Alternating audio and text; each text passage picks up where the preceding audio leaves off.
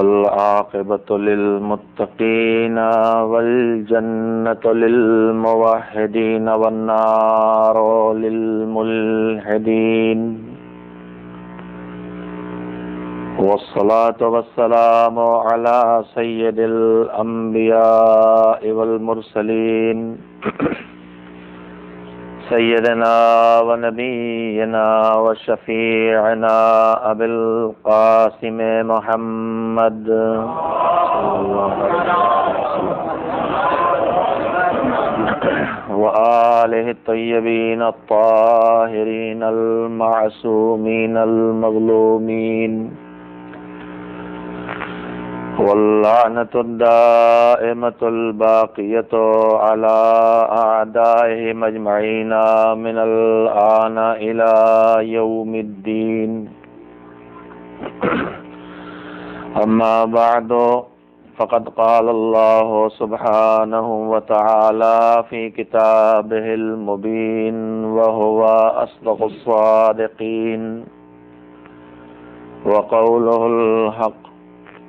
بسم الله الرحمن الرحيم. أولئك على هدى من ربهم وأولئك هم المفلحون. صلوات بھیجیے.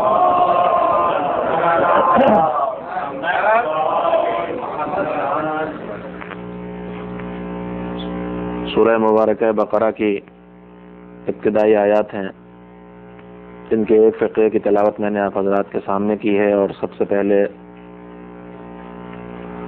ان آیات کے ترجمے کو آپ کی خدمت میں دہراتا ہوں. بسم اللہ الرحمن الرحیم کے بعد ارشاد ہے الف لام میم ذالک الکتاب لا ریب فیہ. وہ کتاب قرآن وہ کتاب ہے کہ جس میں کسی قسم کے شک اور شبہے کی گنجائش نہیں ہے. ہدی للمتقین، قرآن ہدایت ہے ہر اس انسان کے لیے جو متقی ہو. سارے متقی انسانوں کے لیے ہدایت کا ذریعہ ہے. متقی کون لوگ ہیں؟ جن میں 5 صفتیں پائی جاتی ہوں. متقی لوگوں کی پہلی صفت یہ ہے کہ وہ غیب پر ایمان رکھتے ہیں. وَيُقِيمُونَ الصَّلَاةَ، دوسری صفت یہ ہے کہ نماز قائم کرتے ہیں.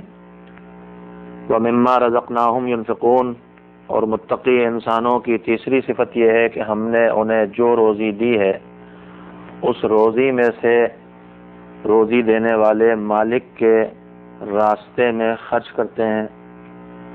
وَالَّذِينَ يُؤْمِنُونَ بِمَا أُنزِلَ إِلَيْكَ وَمَا أُنزِلَ مِن قَبْلِكَ، پیغمبر متقی وہ لوگ ہیں جو آپ پر ہم نے جو کچھ نازل کیا ہے، جو کچھ آپ کے اوپر نازل کیا گیا ہے اس پر، اور آپ سے پہلے آنے والے پیغمبروں پر جو کچھ نازل کیا گیا ہے اس سب پر ان کا ایمان ہوتا ہے. وَبِالْآخِرَةِ هُمْ يُوقِنُونَ، اور ان کا آخرت پر پورا پکا یقین ہوتا ہے. جو لوگ اپنے اندر یہ 5 صفتیں پیدا کر لیتے ہیں وہی اپنے پروردگار کے جانب سے ہدایت کے راستے پر ہیں، اور ایسے ہی لوگ آخرت کے مرحلے میں نجات پانے والے ہیں اور کامیاب ہونے والے ہیں. میں نے آپ حضرات کی خدمت میں یہ گزارش کی تھی کہ راہ ہدایت پر چل کر منزل نجات تک پہنچنے کے لیے انسانوں کی 3 بنیادی ضرورتیں ہیں جس کا پروردگار عالم نے مکمل انتظام کیا ہے. ایک ہے حق و باطل کے درمیان تمیز کرنے والی قوت جس کا نام ہے عقل، جو صحیح اور غلط کی پہچان کرے. دوسرے ہے وہ قانون، وہ راستہ کہ جسے اپنا کر جس پر چل کر منزل نجات تک پہنچا جا سکے، جو دین ہے جس کا بیان کتاب ہے. اور تیسری ضرورت ہے وہ راہبر جو بغیر کسی خطا کے، بغیر کسی غلطی کے، بغیر کسی بھول چوک کے اپنی امت کو راہ ہدایت پر چلاتا بھی رہے اور بہکنے پر ٹوکتا بھی رہے اور انہیں لے کے منزل نجات تک پہنچائے۔ میں نے ان گزشتہ شبوں میں آپ کی خدمت میں جو آخری بات عرض کی ہے، یعنی کل، اس کا تعلق کتاب خدا سے تھا کہ ہدایت کے بنیادی ارکان میں ایک رکن ہے کتاب اللہ، اور اسی مسئلے کی طرف قرآن مجید کی یہ آیتیں بھی اشارہ کر رہی ہیں، اور پیغمبر نے بھی اپنے زندگی کے آخری لمحات میں اور اس سے پہلے مختلف مراحل میں ہدایت کے ان دونوں ارکان کو ہمیشہ ساتھ ساتھ پیش کیا تھا۔ انی تارکن فیکم الثقلین کتاب اللہ و عترتی اہل بیتی، ہم تمہارے درمیان دو چیزیں چھوڑ کے جا رہے ہیں، ایک اللہ کی کتاب اور ایک میری عترت اور اہل بیت، تم ان دونوں سے وابستہ رہو گے تو کبھی گمراہ نہیں ہوگے۔ اور اس کے بعد ایک عجیب و غریب فقرہ پیغمبر نے فرمایا تھا، تمہارے لیے یہ ہے کہ تم ان دونوں سے وابستہ رہو گے تو گمراہ نہیں ہوگے، اور ان کا آپس کا رشتہ کیا ہے؟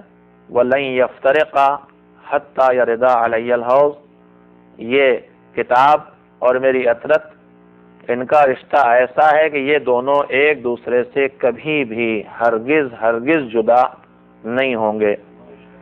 یہ حدیث جب تک صفحات پر موجود ہے کتابوں کے، اور یہ قرآن جو کتاب الہی ہے جب تک ہمارے ہاتھوں میں موجود ہے، یہ قرآن خود سب سے بڑا گواہ ہے کہ پیغمبر نے جب یہ فرما دیا ہے کہ جب تک کتاب سے اہل بیت جدا نہیں ہوں گے، تو اگر آج اس زمانے میں کتاب خدا موجود ہے تو کوئی نہ کوئی فرد اہل بیت ہونا چاہیے جو اس سے جدا نہیں ہوتا۔ اور جب پیغمبر نے قیامت تک ہدایت کے لیے شرط کی ہے کہ کتاب خدا بھی ہونا چاہیے اور عترت و اہل بیت بھی، تبھی گمراہی نہیں ہوگی، تو اگر اس 1421 کے مسلمانوں کو اس فارمولے کی ضرورت ہے تو پھر اس زمانے میں بھی کتاب خدا موجود ہونا چاہیے اور کوئی نہ کوئی فرد اہل بیت بھی موجود ہونا چاہیے، ورنہ اس صدی کا مسلمان پیغمبر سے شکایت کر سکتا ہے کہ آپ نے دو چیزیں بتائی تھیں، ایک تو ہے ہی نہیں، یا پیغمبر کی بات کو معاذ اللہ غلط قرار دیا جائے، اور یا اپنے عمل کو معاذ اللہ غلط قرار دیا جائے، اور میں اپنے پیغمبر پر وعدہ خلافی کا، پیغمبر کے دامن پر وعدہ خلافی کا داغ نہیں مان سکتا، چاہے مجھے اکثریت کو غلط ماننا پڑے۔ میں نے کل کتاب خدا کے بارے میں چند باتیں کہی تھی، اور آج اپنی گزارش کی ابتدا میں ایک دو باتیں اور عرض کرنا چاہتا ہوں۔ کل گزارش کا آغاز کیا تھا میں نے حروف مقطعات سے، اس لیے کہ اس سورے کا آغاز بھی حروف مقطعات سے ہوا ہے، یعنی وہ حروف جو ایک دوسرے سے جدا جدا ہیں اور جن کو ملا کے بھی کوئی لفظ نہیں بنتا۔ قرآن مجید کے کل 114 سورے، ان 114 سوروں کے میں سے 29 سوروں کی ابتدا میں یہ حروف مقطعات موجود ہیں، اور عربی کی الفابet الف ب ت سے بھی 29 ہے ان کی تعداد۔ ان میں سے آدھے، بعض اگر آپ ذرا غور فرمائیں گے تو ایک عجیب و غریب بات اور آپ کو دکھائی دے گی اس اعجاز الہی کی، ان حروف مقطعات میں سے آدھے 14 ان سوروں کے ابتدا میں استعمال کیے گئے ہیں، اور حروف کی عربی حروف جو تلاوت کی جاتی ہے تو ان کی مختلف قسمیں ہیں۔ قرآن مجید پڑھنے میں کچھ حروف ہیں جن کی آواز حلق سے نکلتی ہے، عام طور پر عین اور ہے کی آواز آپ نے محسوس کی ہوگی کہ خالص حلق سے نکلتی ہے، بلکہ عرب جب آپس میں گفتگو کرتے ہیں تو ہمیں عین اور ہے کے علاوہ کچھ سنائی بھی نہیں دیتا۔ تو یہ حروف جن کی آواز حلق سے نکلتی ہے ان کو کہتے ہیں حروف حلقی، اور باقی حروف جو ہیں وہ حروف حلقی نہیں، دوسرے حروف کچھ کی آواز ہونٹوں کے ملانے سے نکلتی ہے، مثلا با، میم، فا ہونٹوں سے نکل رہی ہے، کچھ زبان کے کنارے اور دانتوں کے ٹکراؤ سے پیدا ہو رہی مختلف آوازیں نکلتی ہیں۔ تو میں کوئی آپ کو تجوید پڑھانے کے لیے نہیں، میں اعجاز قرآنی کا ایک رخ ہے جو آپ کے سامنے رکھنا چاہتا ہوں، جو علماء نے تفسیر میں لکھا ہے کہ حروف کی دو قسمیں، مثلا ایک حلقی اور ایک غیر حلقی، حروف حلقی اور حروف غیر حلقی۔ اسی طرح سے حروف کی آواز نکالنے میں کچھ کی آوازیں زور سے نکلتی ہیں اور کچھ کی آواز آہستہ سے نکل جاتی ہے، جسے ہم اردو میں تلفظ کرتے ہیں پھس سے نکل جاتی ہے۔ مثلا سین کی آواز اس میں زور نہیں ہے، لیکن جیم جب ہم کہتے ہیں جہاز مثلا تو اس میں ایک ذرا زور ہوتا ہے، تو جہاں آواز نکالنے میں زور ہوتا ہے آواز میں، ان حروف کو حروف مجہورہ کہتے ہیں۔ آپ سوچ رہے ہوں گے کہ کیا کلاس شروع ہو گیا؟ میری تو مجبوری آپ جانتے ہیں، 925 مکاتب میں جو آدمی خدمت کر رہا ہو وہ کلاس کے علاوہ اور کیا کر سکتا ہے؟ مجہورہ حروف کہلاتے ہیں جن کی آواز زور سے نکلتی ہے، اور ان کے مقابلے میں محموسہ حروف کہلاتے ہیں جن کی آواز آہستہ سے نکل جاتی ہے۔ حروف کی بہت سے قسمیں ہیں، اگر آپ ڈیٹیل میں جانا چاہیں میں ان تفصیلات کو آپ کے سامنے نہیں رکھنا چاہتا، لیکن میں عرض یہ کرنا چاہتا ہوں کہ ایک اعجاز قرآنی یہ ہے کہ کل حروف جو عربی کے ہیں ان کے آدھے حروف اللہ نے حروف مقطعات کے طور پر استعمال کیے ہیں قرآن مجید میں، 14۔ اور اگر آپ ان حروف کی تفصیل میں جائیے گا تو حروف کی جتنی قسمیں حلقی، غیر حلقی، مجہورہ، محموسہ یا اور جتنی قسمیں بنتی ہیں اس میں جائیے گا تو ہر قسم سے آدھے حرف لیے گئے ہیں اور آدھے حرف نہیں لیے گئے۔ مثلا حروف مجہورہ اگر 8 ہیں تو اس میں سے 14 میں 4 آئے ہیں، 4 نہیں، یعنی آدھا کرنے میں بھی دامن عدل ہاتھوں سے نہیں گیا۔ یہ خود ایک اعجاز قرآنی ہے جو پڑھ کے محسوس کیا جا سکتا ہے۔ جتنی قسمیں حروف کی بنتی ہیں آدھے حرف ان حروف میں آئے، جن کا مجموعہ میں نے کل کیا بتایا تھا اپنے نوجوانوں کو یاد رکھنے کے لیے کہ قرآن مجید کے آغاز میں جو حروف مقطعات آئیں اگر انہیں جوڑ کے جملہ بنایا جائے تو جملہ کیا بنتا ہے؟ ہاں، میرے ایک استاد تھے، اللہ ان پر رحمتیں نازل کرے، بہت بزرگ، بڑے محبتی، ہمت بڑھانے والے، تو وہ پڑھاتے پڑھاتے کبھی روک کے کہتے تھے کہ واپس کرو۔ کیا واپس کریں؟ واپس کرو کا مطلب یہ ہوتا تھا کہ جو ہم نے بتایا ہے اب اسے تم دوہراؤ، جہاں یہ محسوس کرتے تھے کہ ٹھیک سے سن نہیں رہا ہے یا ادھر سے سن کے ادھر سے اڑا رہا تو کہتے تھے واپس کرو۔ تو کبھی کبھی میں بھی وہی کرتا ہوں۔ یہ حروف مقطعات ان کا جملہ کون سا بنتا ہے؟ صراط علی حق نمسک۔ کوئی نئی بات نہیں، میں آپ کو خالی محفوظ کرا دینا چاہتا ہوں جملے کو۔ تو ان حروف میں آدھے حرف ہر قسم کے استعمال ہوئے۔ ایک ہی چھوٹی سی گزارش تھی۔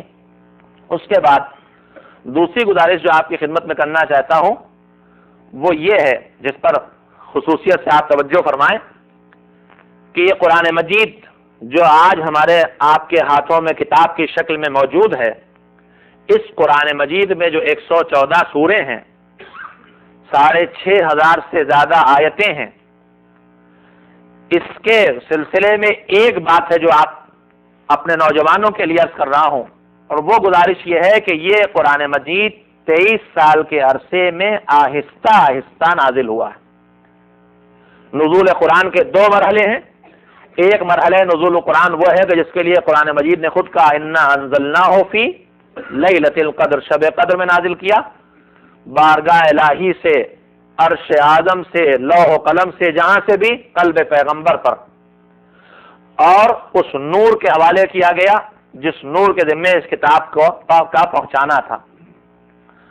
اسی لیے آپ اس مسئلے کو خود بخود حل کر سکتے ہیں کہ قرآن تو نازل ہوا بعثت پیغمبر کے بعد، اور مولا علی کی ولادت ہوئی اس سے 10 سال پہلے، تو جو قرآن 10 سال بعد نازل ہونا شروع ہوا اس قرآن کی آیتوں کی تلاوت علی نے آغوش پیغمبر میں کیسے کی؟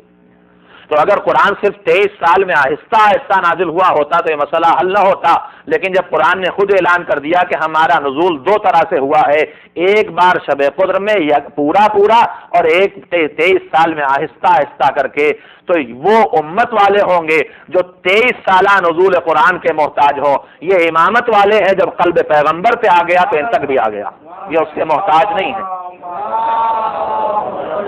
23 سال کے عرصے میں قرآن مجید نازل ہوا۔ کیسے نازل ہوا؟ جب جیسے حالات ہوئے اس کے مطابق آیت آ گئی۔ جو گزارش میں آپ کی خدمت میں کرنا چاہتا ہوں قرآن کریم کے سلسلے میں وہ یہ ہے کہ اگر آپ اس 23 سال کے عرصے کو بھی دیکھیں گے تو 23 سال کی تبلیغ کے 13 سال مکے کے ہیں اور 10 سال مدینہ منورہ کے ہیں۔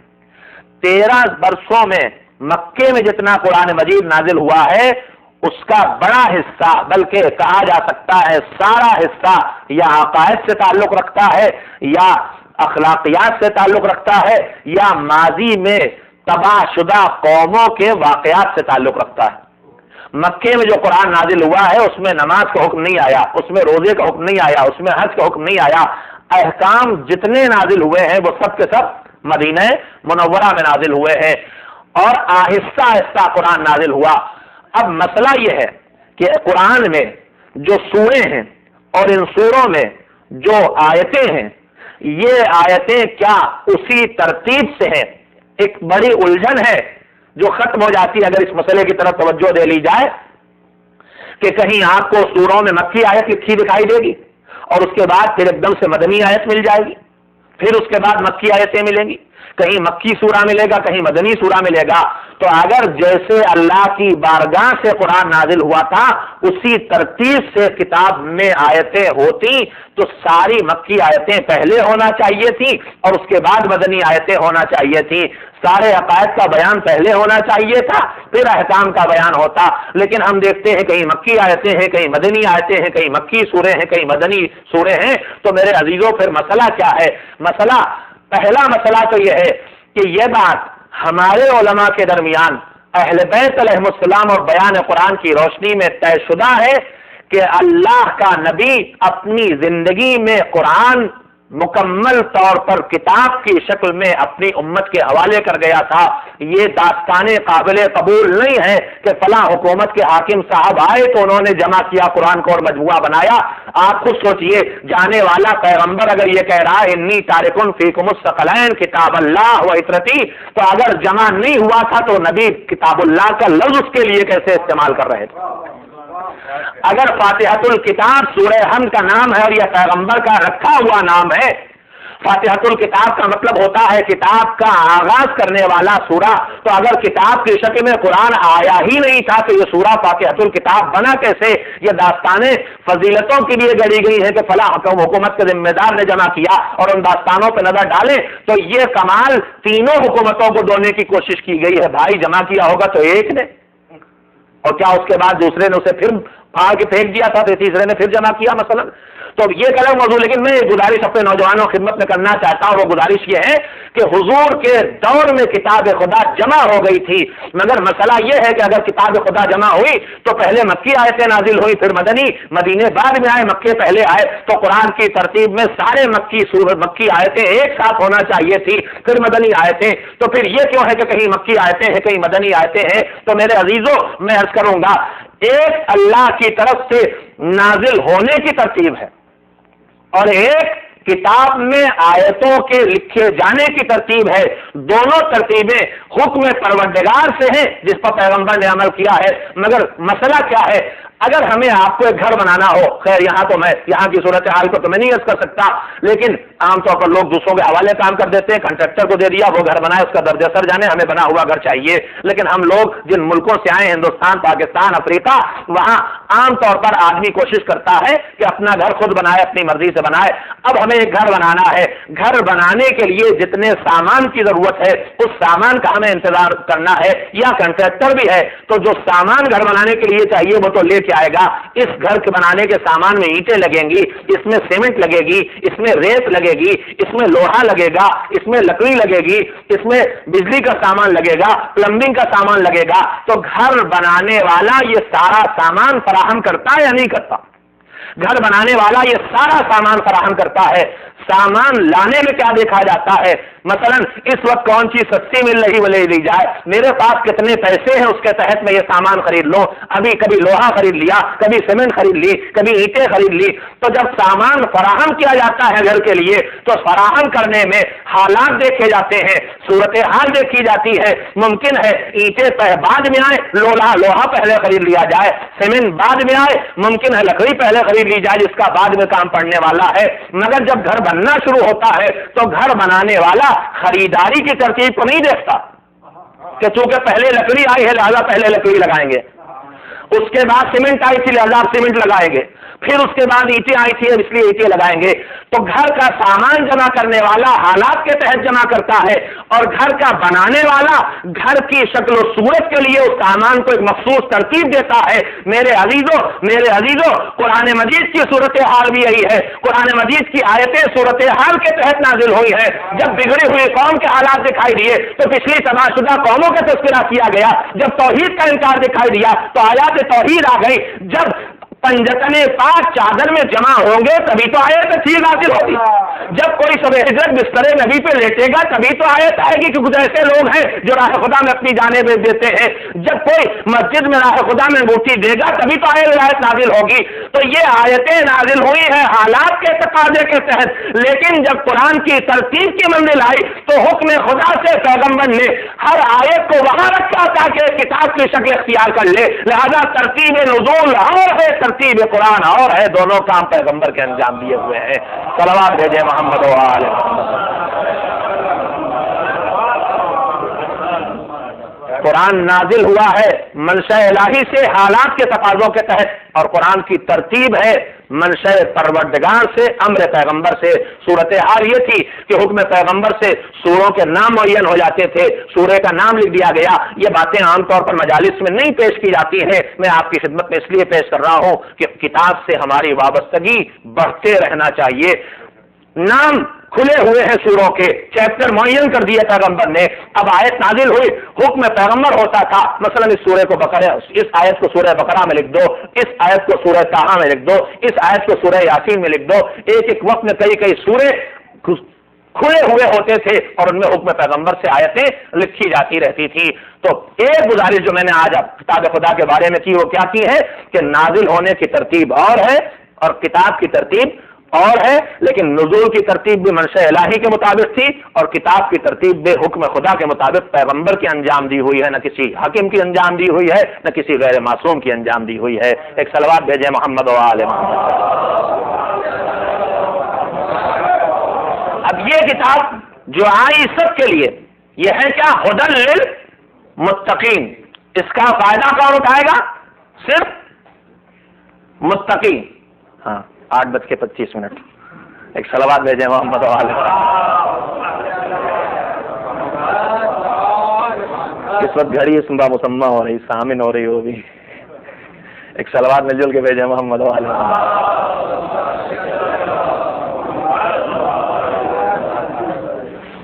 ہدی للمتقین، یہ کتاب کس کی ہدایت ہے؟ کس کے لیے؟ متقین کے لیے. کیا ہے؟ تعویذ ہے متقین کے لیے کہ تعویذ بنا کے گلے میں ڈال دو. میرے عزیزوں، ہر چیز کا ایک مین مقصد ہوتا ہے اور کچھ اس کے ضمنی استعمال اور فائدے ہوتے ہیں. پروردگار عالم نے میری ناک کس لیے بنائی ہے؟ میرے کان کس لیے بنائے؟ چپکے سے کہیے کٹنے کے لیے. یہ ناک کس لیے بنائی؟ خوشبو اور بدبو کے احساس کے لیے. یہ کان کس لیے بنائے؟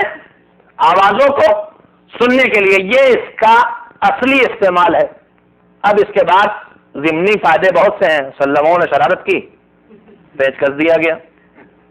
ان کا ناک کا میری نگاہ میں سب سے بڑا فائدہ ہے کہ اینک کا بہترین اسٹینڈ.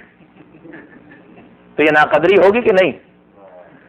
کان کا بہترین مصرف یہ ہے کہ اینک کان پہ جا کے ٹک جاتی ہے، اپنی جگہ سے کھسکتی نہیں. اگر کھسک جائے، خالی ناک ہوتی کان میں ہوتے تو آگے کھسک آتی اور فاصلہ آنکھوں سے شیشے کا بڑھ جاتا اور لینس کا نمبر تبدیل ہو جاتا، صحیح دکھائی نہ دیتا. اللہ نے کیا کرم کیا کہ کان بنا دیے کہ اینک ہمیشہ ناک پہ صحیح جگہ رکھی رہتی ہے. یہ سب فائدے ہیں کہ نہیں؟ مگر یہ اگر انہی کو فائدہ قرار دیا جائے اور کوئی صاحب کان میں روئی ٹھوس لیں اور ناک کو بھی پیک کرا لیں تو ناقدری ہوگی اس نعمت کی یا نہیں ہوگی؟ یا ناک استعمال تو ہو رہی لیکن بدبو آئے چاہے خوشبو، ان کے اوپر کوئی اثر ہی نہیں ہوتا. کان استعمال تو رہے چاہے ذکر خدا ہو رہا ہے چاہے غیبت، دونوں کے لیے برابر سے. تو ایک ہے ہر چیز کا اصلی استعمال اور ایک ہے اس کے ضمنی فائدے. چھوٹے چھوٹے بہت سے فائدے ہوتے ہیں. میرے عزیزوں، میرے دوستوں، اللہ نے اپنی کتاب کا اصلی فائدہ کیا بتایا؟ یہ نہیں بتایا کہ کوئی صاحب بیمار ہو تو ان پہ مولانا صاحب سے کو پڑھ کے پھونک دیں. یہ بھی نہیں کہا کہ کسی کا دم نکل رہا ہو تو ان کے پاس بیٹھ جاؤ، یہ اس لیے ہم نے قرآن نازل کیا۔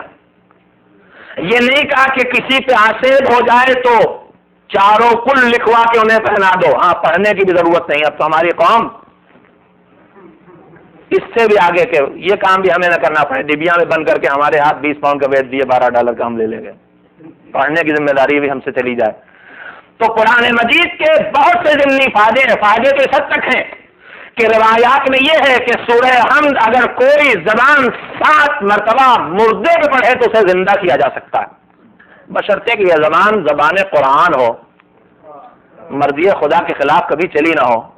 اس کے بعد پھر کوئی تعجب نہیں ہے کہ اگر علی کسی نماز جنازہ پڑھا دے تو زندہ ہو جائے۔ سورہ حمد پڑھی انہوں نے، قصہ مر بھی سکتا ہے، زندہ بھی کر سکتے ہیں، دونوں کام وہ کر سکتے ہیں، بشرطے کو زبان طاہر ہو، اس پہ مرضی خدا کے خلاف کوئی لفظ کبھی نہ آیا۔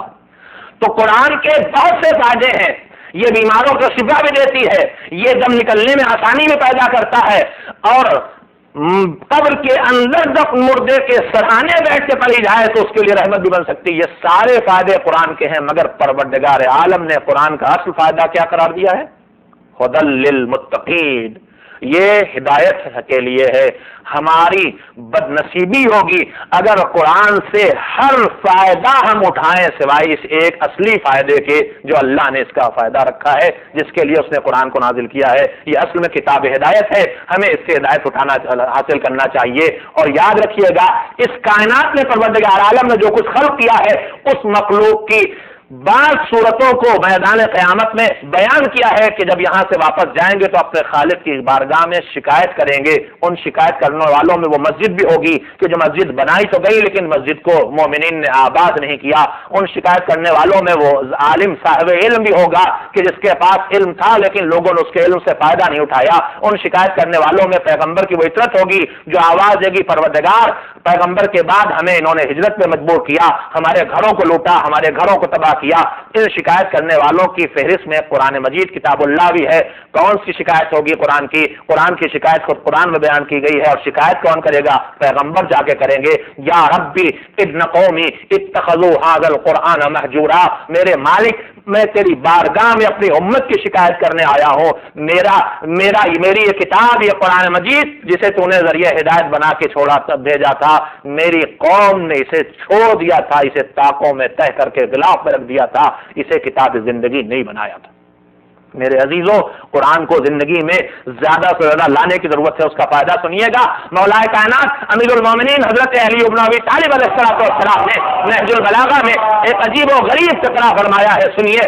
فرمایا ما جالس احد مع هذا القرآن، کوئی ایک آدمی بھی اس قرآن کے ساتھ تھوڑی دیر بھی نہیں بیٹھا مگر یہ کہ جب اٹھا تو اٹھا کیسے؟ الا بزیادت او نقصان، جب بھی کوئی آدمی تھوڑی دیر قرآن کے ساتھ بیٹھ کے وقت گزار لے، چاہے اسے پڑھ کے گزارے، چاہے اسے سن کے گزارے، چاہے اسے زبان سے دوہرا کے گزارے، چاہے قرآن کے ساتھ تھوڑی دیر اس کے ترجمے کا مطالعہ کر کے وقت گزارے، مولا نے کوئی شرط نہیں لگائی کہ زبان سے ہی پڑھنا شرط ہے۔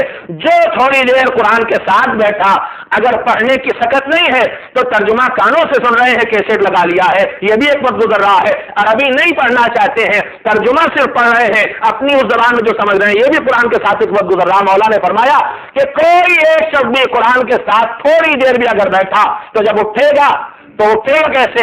الا ما قام الا بزیادت او نقصان، یا تو کچھ بڑھا کے اٹھے گا یا کچھ گھٹا کے اٹھے گا۔ گھبرائیے نہیں، گھٹا کے اٹھے گا، ڈریے نہیں کہ نہ جانے کیا گھٹ جائے قرآن کے ساتھ۔ ہاں، ہمارا انداز فکر عجیب و غریب ہے، ہم اتنے خوفزدہ ہیں اپنے توہمات کے ہاتھوں۔ میں جس شہر کا رہنے والا ہوں وہ مرکز توہمات بھی ہے، وہاں ایک صاحب کے بچی پیدا ہوئی، ان کا کیا نام رکھیں؟ زمانہ تھا حضرت زہرا صلوات اللہ وسلام علیہا کی ولادت کا، ہم نے کہا کہ اس کا نام بی بی کے نام پہ فاطمہ رکھ دو۔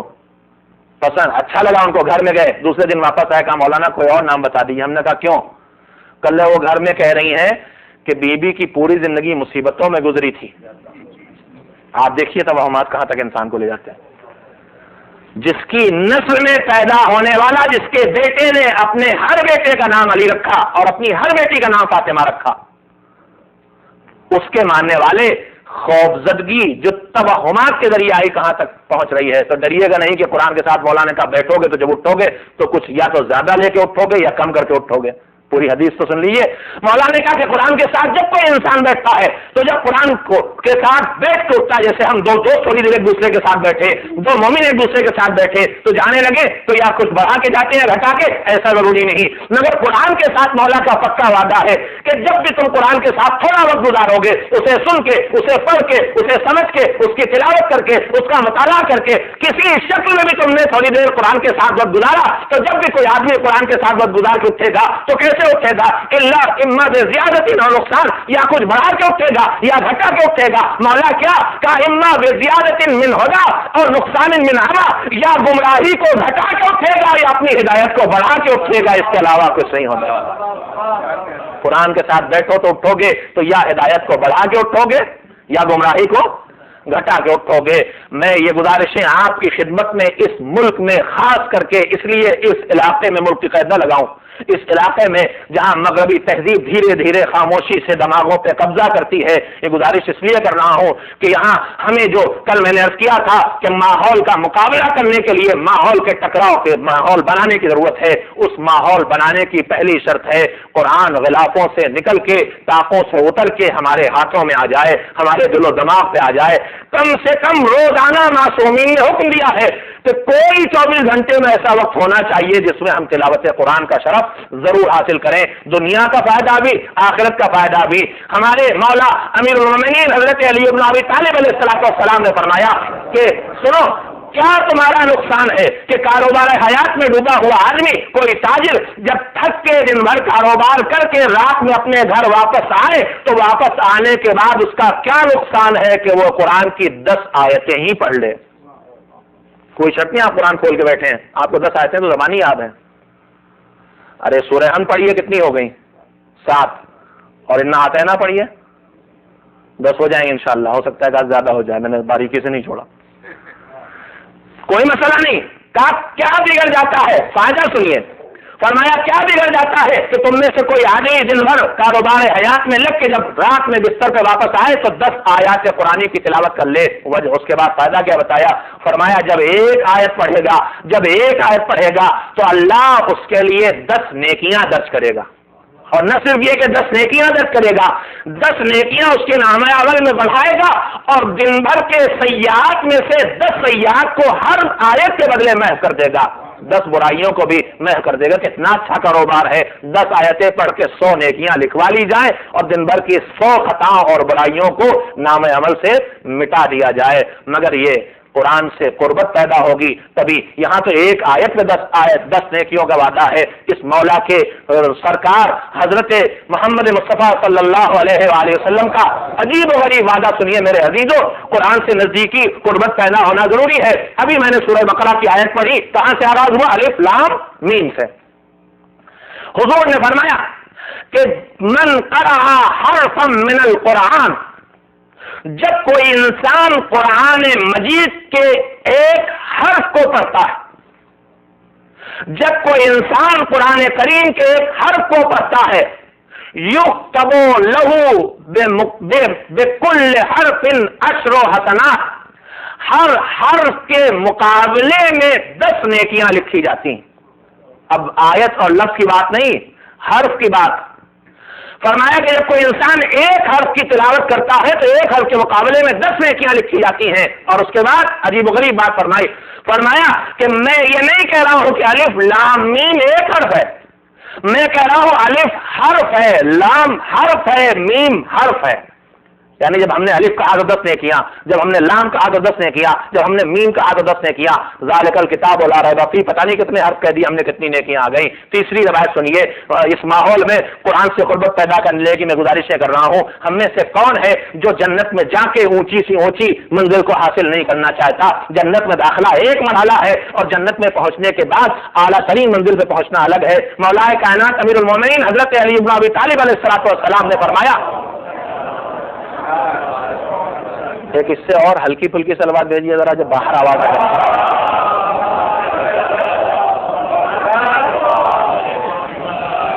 ایک جگہ ایک مشاعرہ ہو رہا تھا. مشاعرہ تو سمجھتے ہی نا، ہاں ابھی تو پہلی صدی ہے اس ملک میں آئے ہوئے، ابھی تو سمجھتے ہیں انشاءاللہ. حالانکہ بعض جگہوں پر مشاعرہ جو ہے وہ اس کا یہ لفظ غلط جگہوں پہ استعمال ہوتا ہے. 3 قسمیں ہیں. جب کسی اجتماع میں بیٹھ کے ہماری تہذیب میں شعر پڑھے جاتے ہیں تو اس کے 3 نام ہوتے ہیں. یا مشاعرہ کہلاتا ہے، یا مقاصدہ کہلاتا ہے، یا مسالمہ کہلاتا ہے. اگر محفل مسرت ہے اور مدح کے اشعار پڑھے جا رہے ہیں قصیدے کے تو مقاصدہ کہلاتا ہے. اگر غم کا اجتماع ہے اور سلام کے اشعار اس میں پڑھے جا رہے ہیں جس میں مدح ہوتی ہے لیکن غم انگیز لہجے میں اور مصائب کا تذکرہ ہوتا ہے تو مسالمہ کہلاتا ہے. اور اگر کوئی قید نہیں ہے، جس کا جو جی چاہے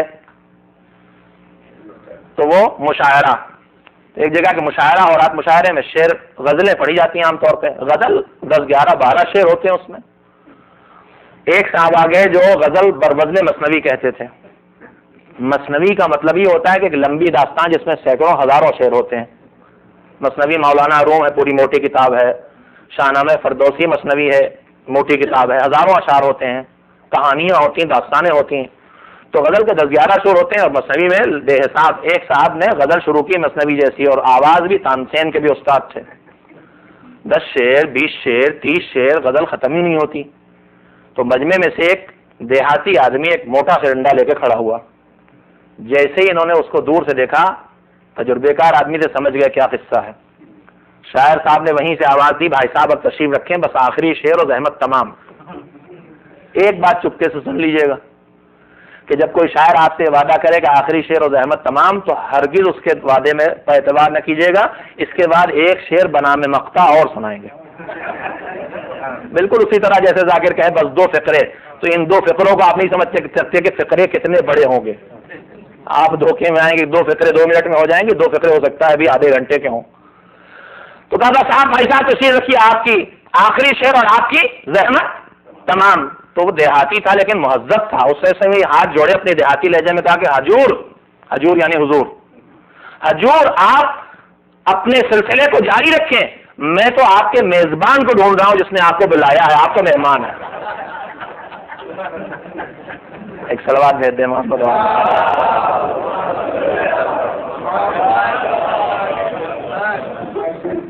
میں تو مہمان ہوں آپ کا بھائی، زیادہ زیادہ میرے میزبان کو ڈھونڈتے رہیے گا.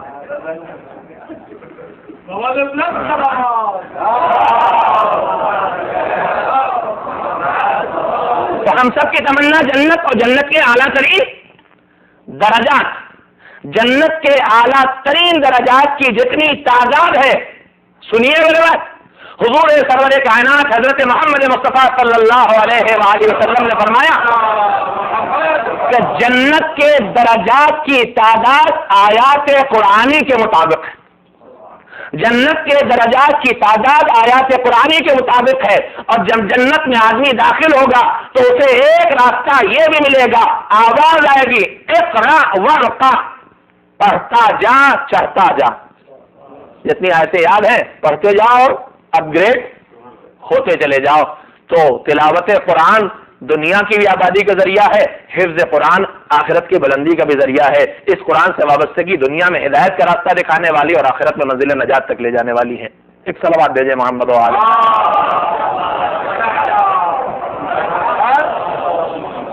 ہدی للمتقین، یہ قرآن کس کے لیے ہدایت کا ذریعہ؟ یہ قرآن کس کے لیے ہدایت کا ذریعہ؟ میری گزارش بھی اپنے انتہا پہ اس بنیاد پہ پہنچ رہی ہے کہ گھڑی کی سوئی اپنے انتہا پہ پہنچ رہی ہے، 9 کے قریب پہنچ رہی. لہذا میں اپنی گزارش کو بھی ختم کرنا چاہتا ہوں. ایک حصہ چھوٹا سا اور باقی رہ گیا ہے جسے کم سے کم وقت میں آپ کی خدمت میں کرنا چاہتا ہوں. یہ قرآن ہدایت کا ذریعہ ہے. کس کے لیے ہدایت کا ذریعہ؟ متقی کے لیے. متقی کون ہے؟ تقویٰ کیا ہے؟ تقوی کی تعریف کل میں نے اپنے امام کے زبان الفاظ میں آپ کی خدمت میں عرض کی تھی کہ تقویٰ اس بات کا نام ہے کہ جہاں بلائے وہاں سے غیر حاضر نہ ملو اور جہاں دیکھنا ناپسند کرے وہاں کبھی حاضر نہ ملو. بلانے کا نام واجب ہے اور ناپسند جگہ کا نام حرام ہے. یعنی کوئی واجب چھوٹنے نہ پائے اور کوئی حرام کام انجام نہ دیا جائے. اس کا نام تقویٰ ہے. تقوی کی البتہ پہلی منزل ہے. جب یہ منزل آگے بڑھتی ہے تو مکروہات بھی انجام نہیں دیتا آدمی, مستحبات بھی ترک نہیں کرتا ہے, اور یہی منزل جب ترک اولا کے اعلیٰ ترین مراحل سے آگے گزر جاتی ہے تو وہ تقویٰ نہیں کہلاتا, وہ عصمت کی منزل ہوتی ہے جو اللہ کے خاص بندوں کو حاصل ہے. تو میرے عزیزوں, میں آج آپ کی خدمت میں جو اس سوسائٹی میں خاص کر کے گزارش کرنا چاہتا ہوں کہ اس ماحول میں, کل بھی میں نے عرض کیا تھا, نیکیوں پر کوئی پابندی نہیں ہے مگر برائیوں کا ماحول چاروں طرف ہے, گناہوں کا ماحول چاروں طرف ہے. ہمارے دل و دماغ جب نیکی کے راستے پر آتے ہیں تو نیکی کے راستے پر آنے کے بعد, دین کا رخ اختیار کرنے کے بعد ہمارے دماغوں میں حساب و کتاب شروع ہو جاتا ہے. نمازیں قضا ہوتی تھی, اب قضا نہ ہونا چاہیے. مجلسوں میں نہیں جاتے تھے, مجلسوں میں آنا چاہیے. ماتم نہیں کرتے تھے, ماتم کرنا چاہیے. حج واجب تھا, کرنے نہیں گئے تھے, اب حج کر لینا چاہیے. صدقات نہیں دیتے تھے, اب دینا چاہیے. نیکیوں کے انجام دینے کی فکر بہت زیادہ ہو جاتی ہے, لیکن گناہ سے بچنے کی فکر کم ہوتی ہے اس کے مقابلے. یہ خیال نہیں آتا کہ یہ نیکیاں تو ہم انجام دے رہے ہیں, لیکن دن بھر میں یہ زبان کہاں کہاں گناہ کر لیتی ہے, یہ آنکھ کہاں کہاں گناہ کر لیتے ہیں, یہ کان کہاں کہاں گناہ کر لیتے ہیں, اس کی فکر کم ہوتی ہے. میں اس وقت جو آپ کی خدمت میں پیغام دینا چاہتا ہوں یہ ہے کہ نیکی کی فکر کے ساتھ ساتھ گناہ سے بچنے کی فکر بھی بڑھانے کی ضرورت ہے, خاص کر کے اس ماحول میں جہاں نیکیوں پہ کوئی پابندی نہیں ہے. گناہ سے بچنے کے لیے زحمت اٹھانے کی ضرورت ہے. میرے عزیزوں, نیکی کا فائدہ یہ ہے کہ نیکی کر کے آدمی ثواب پاتا ہے, اور برائی اور گناہ سے بچنے کے دو فائدے ہوتے ہیں. ایک یہ کہ گناہ سے بچ کے بھی ثواب پاتا ہے, اور دوسرے آئے ہوئے ثواب کو بھی بچاتا ہے. حضور سرور کائنات حضرت محمد مصطفیٰ صلی اللہ علیہ وآلہ وسلم کے دور میں پیغمبر تشریف فرما ہے, مسجد میں اصحاب بیٹھے ہوئے. ایک مرتبہ پیغمبر نے فرمایا کہ جو شخص زبان سے ایک مرتبہ سبحان اللہ کہہ دیتا ہے, اللہ اس کے لیے ایک درخت لگا دیتا ہے. جو زبان سے, ہاں یہ نہ کہیے کہ مولویوں نے حدیث گڑھی ہے تاکہ مجلس میں لوگ خوب سبحان اللہ کہیں, کچھ بھروسہ نہیں ہے. ایک صلوات بھیجے محمد والا کا جو جنت, جو شخص ایک مرتبہ سبحان اللہ کہتا, اللہ اس کے لیے جنت میں ایک درخت لگا دیتا ہے. ہمارے خصوصیات میں خصوصیت یہ ہے کہ ہم اپنی نیکیوں کو خوب جوڑ کے رکھتے ہیں گن گن کے, اور گناہوں کو بہت جلدی بھولتے ہیں. ایک شخص اٹھا سامنے, اس نے اٹھ کے کہا کہ حضور پھر تو ہمارے جنت میں باغ کے باغ لگ گئے. البتہ یہ پرماننٹ باغ کون لگا سکتا ہے؟ جو اس نعمت کی قدردانی کرتا ہو جو نعمت پیغمبر کی بیٹی کے ذریعے ملی تھی. روزانہ 5 نمازوں کے بعد تسبیح زہرا پڑھنے والا ہی ہر نماز کے بعد 33 مرتبہ سبحان اللہ کہے گا. اور اگر اس آپ 33 کو 5 سے ضرب دے لیں تو کتنے ہو گئے؟ 165, 165. اگر 15 سال کی نماز عمر سے ماشاءاللہ نماز پڑھے اور عمر مبارک 40 سال ہو گئی, 25 سال میں کتنے درخت لگ گئے جنت میں؟ کناڈا تو ہو ہی گیا کم سے کم. ہاں 9 سال کی عمر سے اگر میری کوئی بہن نماز پڑھ رہی ہے تو کتنے درخت لگ گئے؟ تو اب ہم اپنا نیکیوں کا حساب تو خوب یاد رکھتے ہیں. تو صحابی اٹھا, اس نے کہا حضور ہمارے جنت میں باغ کے باغ لگ گئے. حضور نے کہا بے شک, اگر تم نے یہ کام خلوص سے کیا ہے تو بے شک جنت میں باغ کے باغ لگ گئے. یہاں تک جو بات صحیح تھی. اس کے بعد وہ انداز فکر آیا, کہا اب اگر اس کے بعد ہم کوئی کار خیر نہ کریں تب بھی جنت تو ہماری بن چکی. تو پیغمبر نے ایک فقرہ فرمایا, میں آپ کو سنانا چاہتا ہوں. کہا تم یہ ٹھیک کہہ رہے ہو کہ جنت میں تمہارے باغ کے باغ تمہاری نیکیوں سے لگ گئے ہیں, مگر ایک بات کا خیال رکھنا, تمہارے کسی ایک گناہ کی چنگاری بھی ان سارے باغوں کو جلا کے خاک کر سکتی ہے. تو میرے عزیزوں, میرے دوستوں, نیکی کر کے ثواب کما لینا بڑا آسان کام ہے, مگر گناہوں کی آگ سے اس ثواب کو بچا کے رکھنا یہ مشکل مرحلہ ہے. لہذا ہر وقت نگاہوں پر قابو رہنا چاہیے, زبان پر قابو رہنا چاہیے, کانوں پر قابو رہنا چاہیے, ہاتھوں پر قابو رہنا چاہیے. نیکی کے اوزار بھی یہی ہیں اور برائی کے اوزار بھی یہی ہیں. آدمی جب زبان سے اللہ اکبر کہتا ہے تو ثواب لکھواتا ہے, جب اسی زبان سے کسی مومن کی توہین کرتا ہے تو عذاب لکھواتا ہے. یہی ہاتھ جب سینے پہ ماتم حسین کے لیے پڑھتے ہیں تو ثواب لے کے آتے ہیں. یہی ہاتھ کسی توہین مومن کے لیے اشارہ بن کے اٹھتے ہیں تو یہی ہاتھ عذاب لے کے آتے ہیں. یہی آنکھیں جب ماں باپ پر محبت کے اور احترام کے ساتھ پڑتی ہیں تو ثواب لے کے آتی ہیں. یہی آنکھیں جب کسی بزرگ کے اوپر تندی کے ساتھ پڑتی ہیں تو یہی عذاب لے کے آتی ہیں. ثواب کما لینا بڑا آسان ہے مگر گناہوں سے اپنے آپ کو بچا کے حفاظت کرنا بڑا دشوار کام ہے. میرے عزیزوں، بس آخری بات آپ کی خدمت میں جو عرض کر رہا ہوں وہ یہ ہے کہ اس پوری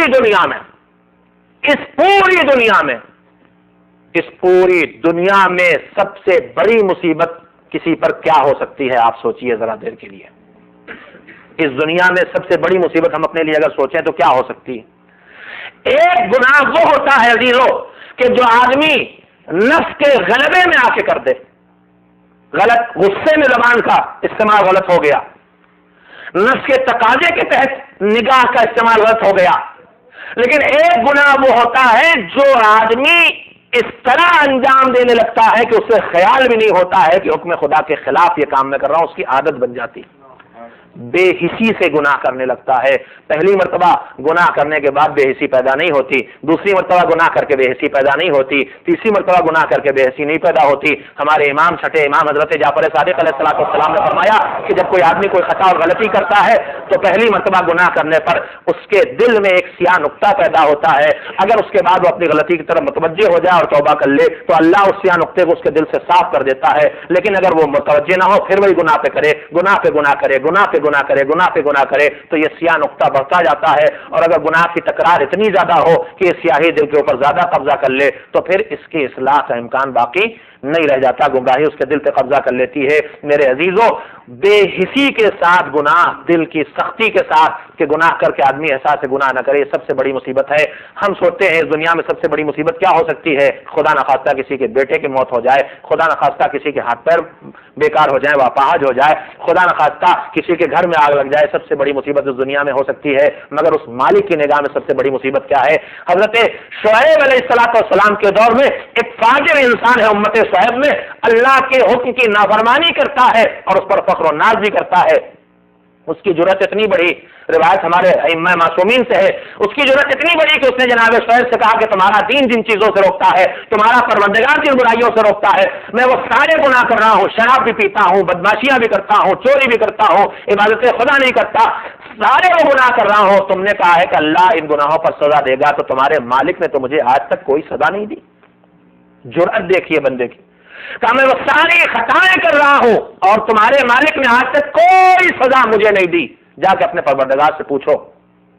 جناب شعیب بارگاہ الہی جب مناجات کے لیے آئے، مناجات کر کے واپس جانے لگے تو آواز آئی، شعیب تم نے میرے بندے کا پیغام نہیں پہنچایا. جناب شعیب نے کہا کہ معبود، اس کی جو جرأت ہے، جو بات اس نے کہی میں وہ تیرے سامنے دوہرا بھی نہیں سکتا، اور تو مجھ سے بہتر سارے دلوں کے حالات کو جانتا، تو اس سے ضرورت کیا ہے؟ کہا نہیں، میرا جواب اسے پہنچا دو. مالک نے کہا شعیب میرا جواب اسے پہنچا دو. کہا شعیب سنو، وہ کہہ رہا میں نے اسے کسی مصیبت میں مبتلا نہیں کیا، میں نے اسے اس دنیا کی سب سے بڑی مصیبت میں مبتلا کر دیا ہے، اس کے گناہ کی سزا کے طور پر، اس کے گناہ کے عقاب کے طور پر. سنو عزیزو، اللہ نے کس چیز کو سب سے بڑی مصیبت قرار دیا؟ میں نے سوچا کہ میں دیکھوں کہ اس پر کیا مصیبت پڑی، تو نہ اس کا بیٹا مرا، نہ اس کی بیٹی مری، نہ اس کے گھر میں آگ لگی، نہ وہ معذور ہوا، نہ اس کی روزی چھنی. کوئی ایسی مصیبت جسے ہم دنیا کی مصیبت سمجھ سکتے دکھائی نہیں دی. کہا پروردگار تو نے اسے سب سے بڑی مصیبت میں مبتلا کیا، اور وہ کہہ رہا اس کا کوئی مصیبت نہیں پڑی. کہا ہاں میں نے اسی مصیبت میں مبتلا کر دیا اور اسے اس مصیبت کا احساس بھی نہیں ہے. کہا معبود اسے تو نے کس مصیبت میں مبتلا کیا ہے؟ کہا میں نے اس شخص کے دل کو سخت بنا دیا ہے، اسے بے حسی میں مبتلا کر دیا. میرے عزیزو، بے حسی وہ سب سے بڑی مصیبت ہے جس سے بڑی کوئی مصیبت واقعا اس دنیا میں نہیں ہو سکتی. اس لیے کہ اگر میں کوئی خطا کروں، میں کوئی گناہ کروں اور میرا احساس زندہ ہو تو یہ احساس میرے اندر جب غلطی کا احساس پیدا ہوگا، جرم کا احساس پیدا ہوگا، خطا کا احساس پیدا ہوگا تو یہ احساس جرم مجھ میں شرمندگی پیدا کرے گا. شرمندگی پیدا ہوگی تو میں اپنے معبود کے سامنے آ جاؤں گا، اپنے معبود کے سامنے آ کے توبہ کے لیے ہاتھ اٹھا کے توبہ کروں گا تو وہ کریم پروردگار اس کے کرم سے امید ہے کہ توبہ قبول کر لے گا. میری زندگی سے گناہ خارج ہو جائے گا، صاف ہو جائے گا نام عمل سے۔ تو بے حسی جب احساس ہوتا ہے تو شرمندگی ہوتی ہے، شرمندگی ہوتی ہے تو توبہ کا جذبہ پیدا ہوتا ہے، توبہ کا جذبہ پیدا ہوتا ہے تو گناہ نیکیوں سے بدلا جا سکتا ہے۔ لیکن جب بے حسی پیدا ہو جائے تو نہ احساس جرم پیدا ہوگا، نہ شرمندگی پیدا ہوگی، نہ توبہ کا خیال دماغوں میں آئے گا، نہ گناہ کے نام عمل سے نکلنے کی کوئی گنجائش پیدا ہوگی۔ اس دنیا کی سب سے بڑی مصیبت اللہ نے قرار دی ہے سخت دل ہو جانا، بے حس ہو جانا۔ اس کے انداز عذاب بھی نرالے ہیں اور اس کے کرم کے رحمت کے انداز بھی نرالے ہیں۔ وہ جب کسی کو سزا بھی دیتا ہے تو عجیب و غریب انداز سے، اور جب کسی پہ مہربان ہوتا ہے تو مہربانی کے بھی عجب انداز ہوتے ہیں۔ میں نے روایت میں پڑھا، ہمارے چھٹے امام حضرت جعفر صادق علیہ الصلوۃ والسلام نے فرمایا کہ اللہ کے ایک بندہ جس سے اللہ محبت کرتا ہے، جو اللہ کا مطیع اور فرما بردار بندہ ہے، عبادت گزار بندہ ہے، اس کی نماز شب بھی کبھی قضا نہیں ہوتی۔ امام نے فرمایا کہ اللہ کبھی کبھی مہربان ہوتا ہے جب اس بندے پر، تو اس کی نیند کو اتنا گہرا کر دیتا ہے کہ اس کی نماز شب قضا ہو جائے۔ ہمارے اور آپ کی بات نہیں ہے، یہ ان کی بات ہے جن کی نماز شب کبھی قضا نہیں ہوتی۔ کہ اللہ اس پر مہربان ہوتا ہے تو اس کی نیند اتنی گہری کر دیتا ہے کہ اس کی آنکھ نہ کھلے، نماز شب قضا ہو جائے۔ اور یہ نماز شب کی بات ہے، نماز صبح کی بات بھی نہیں ہے کہ کل سے دلیل بن جائے کہ آج اللہ مہربان تھا، نیند گہری کر دی۔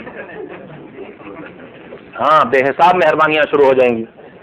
یہ نماز شب کی بات ہے، نماز صبح کی، نماز واجب کی بات نہیں۔ کہا اللہ جب اپنے کسی عبادت گزار بندے پر مہربان ہوتا ہے تو کبھی کبھی اس کی نیند اتنی گہری کر دیتا ہے کہ اس کی آنکھ نہ کھلے اور نماز شب قضا ہو جائے۔ پوچھنے والے نے پوچھا، مولا اس میں کون سا کرم ہے، اس میں کیا مہربانی ہے، اس میں کون سی رحمت ہے؟ بیچارہ نماز شب کا پابند تو اس کی نماز شب قضا ہو گئی۔ کہا تم سمجھے نہیں، اس میں اس کی کرم کا بہت بڑا پہلو ہے۔ کہا وہ اس لیے کرتا ہے پروردگار کہ اگر یہ نماز شب پابندی سے پڑھتا رہتا، 10 سال میں بھی ایک نماز شب قضا نہیں ہوئی، 20 سال میں نماز شب قضا نہیں ہوئی، 30 سال گزرے نماز شب قضا نہیں ہوئی، 40 سال گزرے نماز شب قضا نہیں ہوئی، تو اگر اس کی نماز شب کبھی قضا نہ ہوتی تو شاید زندگی کے کسی مرحلے میں یہ غرور مبتلا ہوتا کہ میں اتنا بڑا عبادت گزار ہوں کہ میری ایک نماز شب بھی قضا نہیں ہوئی، اور یہ غرور اس کی ساری نیکی کو کھا جاتا۔ پروردگار مہربان ہوتا ہے، مہربان ہوتا ہے تو اس کی ایک نماز شب قضا کرا دیتا ہے تاکہ احساس شرمندگی مبتلا ہو جائے، احساس غرور کا شکار نہ ہونے پائے، اور یہ شرمندگی بارگاہ الہی سے قربت پیدا کراتی رہے گی۔ میرے عزیزوں، نیکیاں تو ہم ضرور کرتے ہیں، یہ نیکیاں ہماری برائیوں کے مقابلے میں بہت کم ہیں، گناہ حد سے زیادہ ہے۔ ہر لمحے احساس شرمندگی ہونا چاہیے، بے حسی ہمارے دل و دماغ پہ نہ طاری ہونے پائے۔ ایک صلوات بھیجے محمد۔ انہیں سوئے ہوئے دماغوں کو بیدار کرنے کے لیے، انہیں سوئے ہوئے ضمیروں کو جگانے کے لیے، انہیں کھوئی ہوئی فکروں کو سمیٹنے کے لیے، انہیں بکھرے ہوئے انسانوں کو بارگاہ خدا تک لانے کے لیے، انہیں راہ سے بھٹک جانے کے خطرے سے دو چار امت والوں کو صراط مستقیم پر چلانے کی طاقت دینے کے لیے علی اکبر نے کلیجے پہ برچھی کھائی تھی، عباس نے اپنے بازو کٹائے تھے، علی اصغر کے 6 مہینے کے حسین کے 6 مہینے کے لال علی اصغر کے گلے پہ تیر پڑا تھا، اور اسی پیغام دین کو اگلی نسلوں تک قیامت تک پہنچانے کے لیے حسین کی کم سن بچی نے یتیمی کا بوجھ سنبھالا تھا، رخساروں پہ تماچے کھائے تھے، ننھی سے پشت پہ تازیاں نہیں کھائے تھے۔ ہم آپ سوچ نہیں سکتے کہ ننھے بچے انہوں نے کون سی قربانیاں دی ہیں۔ میرے عزیزوں، کربلا میں شہداء کی 2 قسمیں ہیں۔ کچھ وہ شہداء ہیں جن کے نام ہمیں معلوم ہے، جن کا مشہد ہمیں معلوم ہے، جن کی قبر ہمیں معلوم ہے، لیکن کربلا میں شہداء کی ایک اور فہرست ہے جنہیں ہم گمنام شہداء کہہ سکتے ہیں، جن کے نام تک ہمیں نہیں معلوم ہے، جن کی شہادت گاہ تک ہمیں نہیں معلوم ہے، جن کی قبروں کے نشانات تک ہمیں نہیں معلوم ہے۔ آپ سوچ رہے ہوں گے کون ہے؟ میں 2 لمحوں میں آپ کی خدمت میں جو گزارش کرنا چاہتا ہوں یہ ہے کہ حسین کا قافلہ جب مدینہ منورہ سے نکلا تھا تو حسین کے اس قافلے میں وہ بیویاں تھیں جن بیویوں کی گودوں میں ننھے بچے تھے، اور یہ بچے کربلا تک آئے تھے۔ اس کا ثبوت یہ ہے کہ 7 محرم کو جناب زہیر بن القین لشکر یزید کے سامنے پانی کا مطالبہ کرنے گئے ہیں، پانی نہیں ملا ہے، پانی نہیں آیا ہے، مگر زہیر بن القین نے لشکر یزید کے سامنے جو تقریر کی تھی اس تقریر میں کہا تھا کہ حسین کے خیموں میں پانی نہیں ہے، حسین کے خیموں میں نے پیاسے بچے دیکھے ہیں، یہ بچے اتنے پیاسے ہیں کہ اگر انہیں پانی نہ ملا تو بچے پیاس سے مر جائیں گے۔ سوچو عزیزو، جب 7 محرم کو حسین کے خیموں میں بچے اتنے پیاسے تھے تو یہ پیاس 8 محرم کو کتنی بڑی، یہ پیاس 9 محرم کو کتنی بڑی، یہ پیاس 10 محرم کو کتنی بڑی۔ یہ پیاسے بچے عاشور کے دن بھی سلامت موجود تھے، اس لیے کہ جب عباس، حسین کے بھائی عباس نے آگے کہا آقا میدان میں جانے کی اجازت دیجیے، اور حسین ہر بات جواب دیتے میرے بھیا تم تو میرے لشکر کے سردار ہو، تمہیں کیسی اجازت دوں؟ تو آخر وہ مرحلہ آیا کہ عباس نے ہاتھوں کو جوڑ کے کہا آقا اب وہ لشکر کہاں ہے جس کا سردار میں ہوں؟ اسی لمحے خیموں سے پیاسے بچوں کی التش التش کی آوازیں آئی تھیں۔ التش کی آوازیں سن کے حسین نے کہا تھا بچوں کے لیے پانی کا انتظام کرو میرے بھیا۔ عباس گئے تھے علم لے کے، مشکیزہ اس میں باندھ کے جب نکلے تھے تو کمسی سکینہ نے ننھے ننھے بچوں کو جمع کر کے اپنے چچا کو حلقے میں لے کے رخصت کیا تھا۔ بچے عاشور کے دن بھی کربلا میں موجود تھے۔ میرے عزیزو، یہ بچے جو مدینے سے کربلا تک آئے، جو کربلا سے عاشور تک موجود تھے، ان بچوں میں ایک حسین کا 6 مہینے کا لال حسین کے آغوش میں کربلا میں شہید کیا گیا۔ ایک 3-4 سال کی بچی شام کے زندان میں دفن ہو گئی عالم یتیمی میں، مگر اور سارے بچے کیا ہوئے تھے میرے عزیزو؟ کبھی تم نے سوچا کیا یہ بچے مدینے واپس گئے تھے؟ نہیں، یہ بچے مدینے واپس نہیں گئے، اس لیے کہ جب حسین کی بہن مدینے میں داخل ہوئی تو ام کلثوم نے مرثیہ پڑھا تھا مدینہ جدنا لا تقبلینا، اے ہمارے نانا کے مدینے ہمیں قبول نہ کرنا، اس لیے کہ جب ہم گئے تو ہماری گودیں آباد تھی، ہم واپس آئے تو ہماری گودیں ویران ہو چکی۔ یعنی یہ بچے اب نہیں تھے، نہ کربلا میں شہادت دکھائی دیتی ہے نہ شام میں شہادت دکھائی دیتی ہے۔ پھر یہ بچے کیا ہوئے عزیزو؟ ارے جب قافلہ کربلا سے چلا، بیویوں کے ہاتھ باندھے گئے، بیویوں کے پیر باندھے گئے، پیروں سے رسیوں کو لپیٹ دیا گیا اور اس کے بعد اونٹوں کو دوڑایا جاتا تھا۔ ننھے ننھے بچے ماں کی آغوش میں اور دوڑ رہے ہیں، ٹھوکر لگی، بچہ اچھل کے ماں کی گود سے نکلا، ہاتھ بندے ہیں ماں کیسے سنبھالے، پیر بندے ہیں خود کو کیسے گرا دے۔ ارے کچھ بچے اونٹوں کے پیروں کے نیچے پامال ہوئے، کچھ ریگستانوں میں پیاسے مر گئے۔ یہ کربلا کے وہ گمنام شہید تھے جن کے مزار بھی ہمیں نہیں معلوم، جنہوں نے قربانی دے کے دین کے پیغام کو اگلی نسلوں تک پہنچایا۔ اللہ کی طرف سے درود و سلام ہو ان پاکیزہ روحوں پر۔